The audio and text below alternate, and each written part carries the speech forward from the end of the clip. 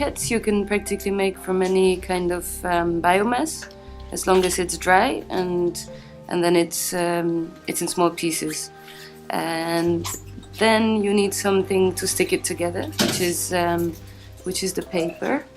And that's why you can make it with such simple machines, and you don't need such a huge pressure that you would have in industrial settings, because you use the paper fibers to stick the biomass together, and that you get by a wet process. You make a paper pulp by soaking the paper and then using a cement mixer or some other kind of pounding to make it into a pulp, and then that you mix with the biomass, and then you use some sort of press to squeeze the water out, and that's about it. Works like paper mache, holding it in shape, and then you dry it out, and then it's done.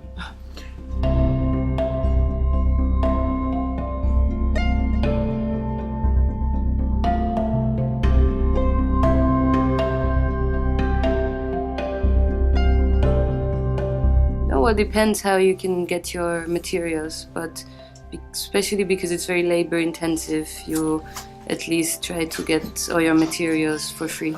So because you're using basically waste paper and waste, you try to use some sort of waste material. So no, it can be for free.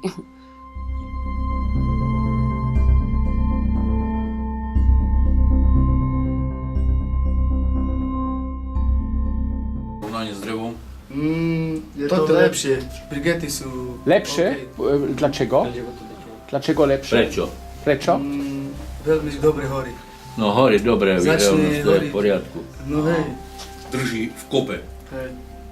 Oheň drží v kope v podstate. Keď oheň nehorí, ale ten uhel, ten žeravý je v kope, nerozpadne.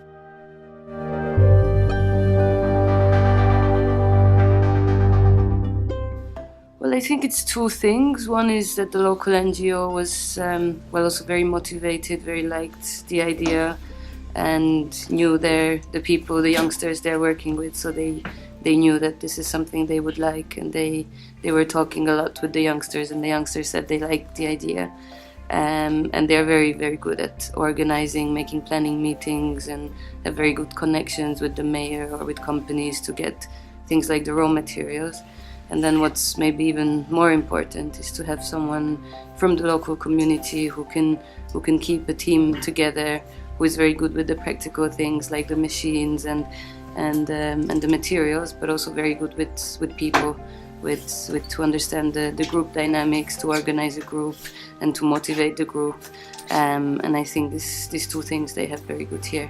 So they have Andrei from the community, who everyone says has been really great as being the manager basically here.